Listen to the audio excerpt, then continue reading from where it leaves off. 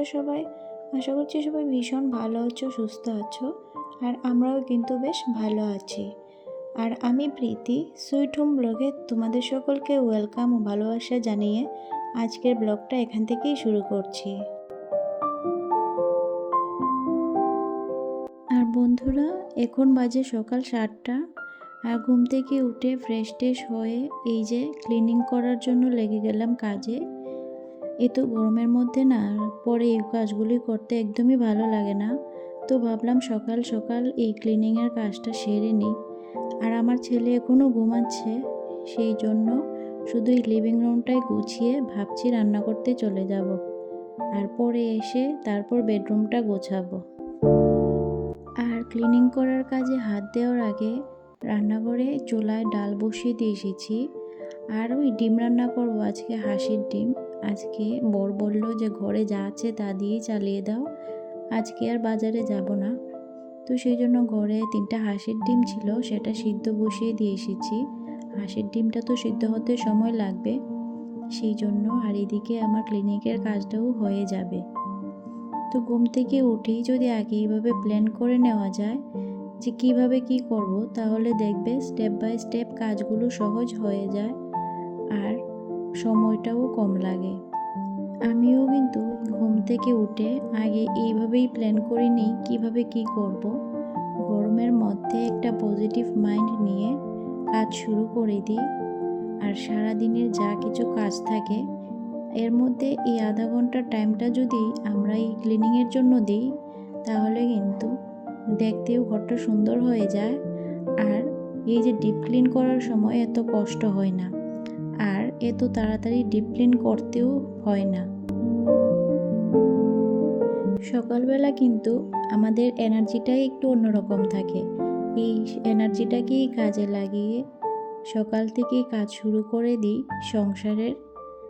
আর যা কাজ আছে সেগুলি যেন তাড়াতাড়ি শেষ করে এই গরমের মধ্যে দুপুরবেলা একটু নিজের জন্য টাইম বের করতে পারি।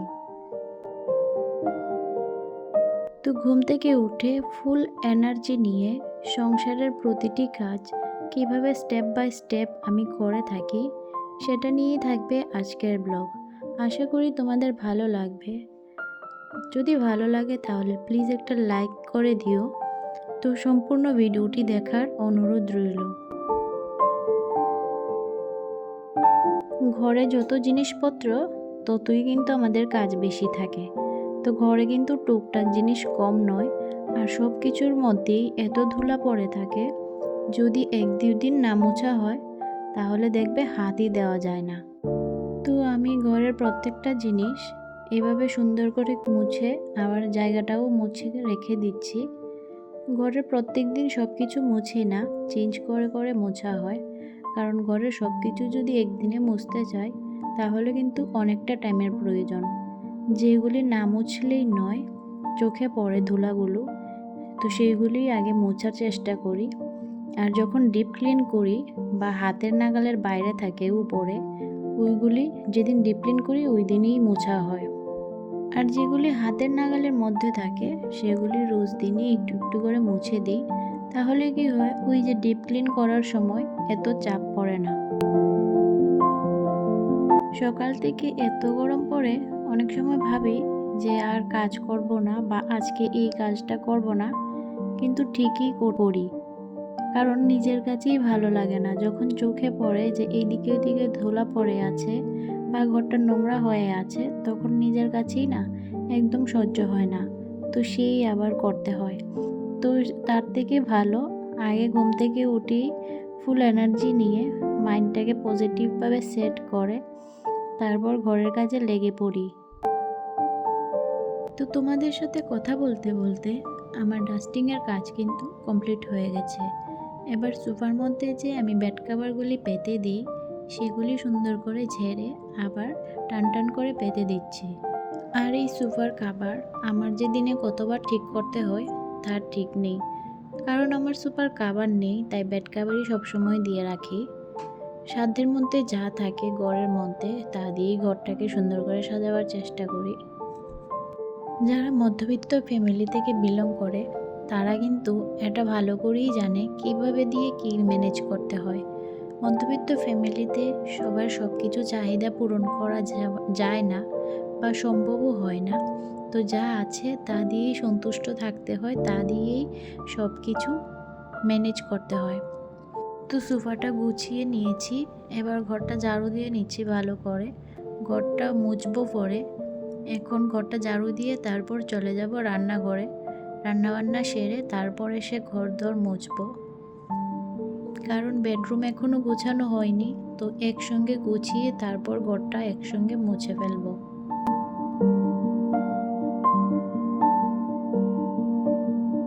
তো চলে এলাম রান্নাঘরে। এই যে ডালটাও মোটামুটি সিদ্ধ হয়ে গেছে আর ডিমটাও হচ্ছে। তো ডিমটা আর একটু সিদ্ধ হোক, আর ততক্ষণে আমি ডালটা ঘুটে দিয়ে তারপর ডালটা টমেটো দিয়ে তো রান্না করব। তো দুটো টমেটো কেটে এই যে ধুয়ে দিয়ে দিলাম। এবার ডালটা আরও সিদ্ধ হোক, ততক্ষণে আমি বাকি কাজগুলি সেরে ফেলি। তো গতকালকে রাতে যে বাসনগুলি ধুয়ে রেখেছিলাম সেগুলি জল ঝরে গিয়েছে, এবার এগুলি জায়গা মতো রেখে দিচ্ছি। তো বন্ধুরা, তোমরা যদি এই পর্যন্ত আমার ভিডিওটি দেখে থাকো আর তোমাদের যদি ভালো লাগে তাহলে প্লিজ একটা লাইক করে দিও, একটা কমেন্ট করে দিও, আর কমেন্টে জানিও কেমন লেগেছে। আর যদি ভালো লাগে তাহলে প্লিজ চ্যানেলটি সাবস্ক্রাইব করে আমার পাশে থেকো। বন্ধুরা, তোমাদের কাছে এই একটাই রিকোয়েস্ট, তোমরা প্লিজ আমাকে একটু সাপোর্ট করে দিও। তোমাদের সাপোর্ট আমার ভীষণ ভীষণ প্রয়োজন। তো অনেক কাজ করার পর এই যে একটু টিফিন নিয়ে নিলাম। টিফিন বলতে গতকাল রাতে পায়েস করেছিলাম, এটাই একটু নিয়ে নিয়েছি। আর ঘরে মুড়ি নেই, মুড়ি থাকলে মুড়ি দিয়ে খেতে ভালো লাগতো, তো মুড়ি বলেছি আনার জন্য। আর এখন একটু খালি পায়েসই খেয়ে নিচ্ছি।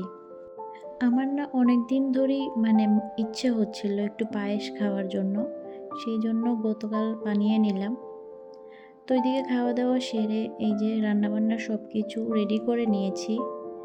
আর করলা ভাজি আর ডালটাও নামিয়েছি, আর এদিকে ডিমটাও রান্না করে নিলাম। তো রান্নাবান্না সেরে রান্নাবান্নার পরে যে কাজ থাকে বাসন ধোয়া, চুলা মোছা, এগুলি এখন করে নিচ্ছি। আর রান্নাবান্নার ভিডিও আজকে বেশি করিনি, কারণ প্রচুর গরম পড়েছে। তো তাড়াতাড়ি করে রান্নাটা আজকে সেরে নিলাম।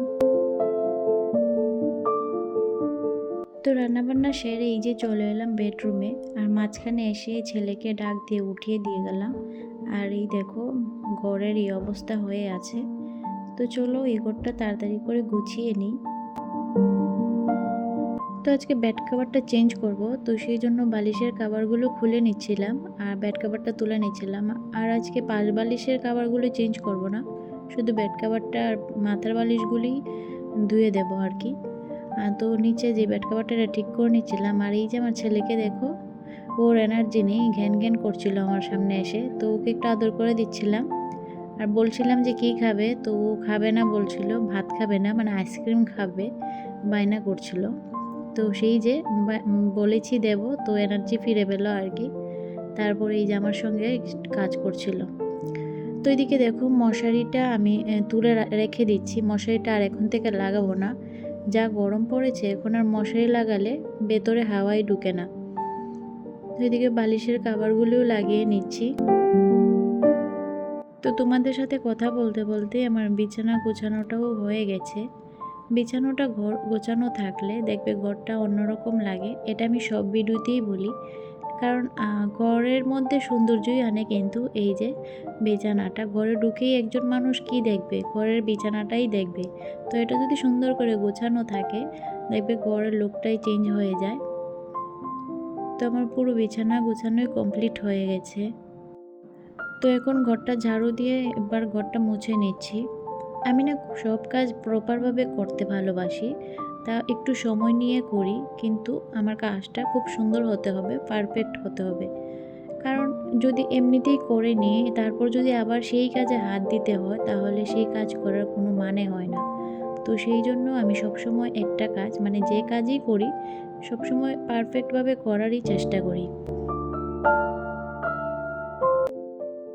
তো ঘরদোর মুছে স্নান টান করে রেস্ট নিয়ে নিলাম। এখন বিকালবেলা ওই যে একটা তরমুজ এনেছিল দুপুরবেলা, সেটা ফ্রিজে রেখে দিয়েছিল, তো ওইটা এখন ঠান্ডা হয়েছে, তো সেটা এখন কেটে দিচ্ছি সবাইকে। মানে তরমুজ এনে যদি সঙ্গে সঙ্গে না কেটে 1-1.5 ঘন্টা ফ্রিজে রেখে দেওয়া যায়, তাহলে কিন্তু তরমুজটা খেতে খুব ভালো লাগে। মানে ঠান্ডা ঠান্ডা গরমের মধ্যে খেতে খুবই মজা হয়। তো আমাদের বাড়িতে আবার সিস্টেম আছে, সবাই সব রকমভাবে কেটে দিলে খায় না। এই যে এখন এভাবে কাটছি, এটা হচ্ছে আমার হাজব্যান্ডের জন্য। আর ওই যে এখন এই চির করে রেখেছি খোসা সমেত, ওটা আমার ছেলের জন্য। আর এই যে এখন বাটিতে নিচ্ছি, এটা শাশুড়ি মাকে দেব। তো তারপর বিকালবেলা এই যে কিছু কাপড় চোপড় ধুয়েছিলাম, সেগুলি এখন গুছিয়ে নিচ্ছি। আর এখন যা গরম পড়েছে, মানে কাপড় চোপড় 1 দিন না 2 দিন ধুলেই মানে অনেকগুলি জমে যায়। মানে 1 দিন পরলে সেটা আর পরার মতন হয় না। তো এই করতে করতে আমার অনেকগুলি কাপড় জমে গেছে, আর বেড কাভার তো ধুয়ে দিয়েছিলামই। আর আমার ছেলের পরার কাপড় বেশি মানে লাগে আর কি এখন ধোয়া, কারণ ও একটু পরপরই চেঞ্জ করে, এই ভিজে যায় সেই ভরে যায়, এই চলছে। তো যাই হোক, সবগুলি কাপড় চোপড় ভাঁজ করে নিচ্ছি, তারপর এই যে জায়গায় জায়গায় রেখে দেব।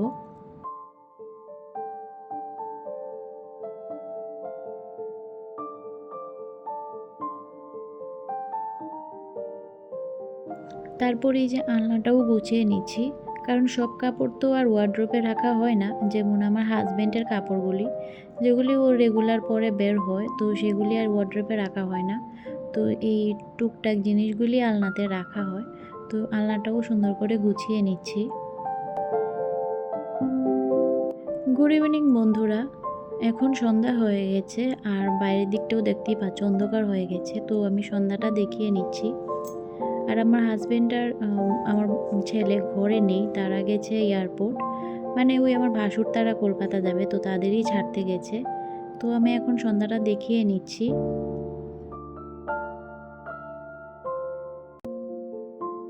তো টিফিনে এই যে পায়েস আর মুড়ি নিয়ে নিয়েছি, আবার মুড়িটা এনেছিল দুপুরবেলা।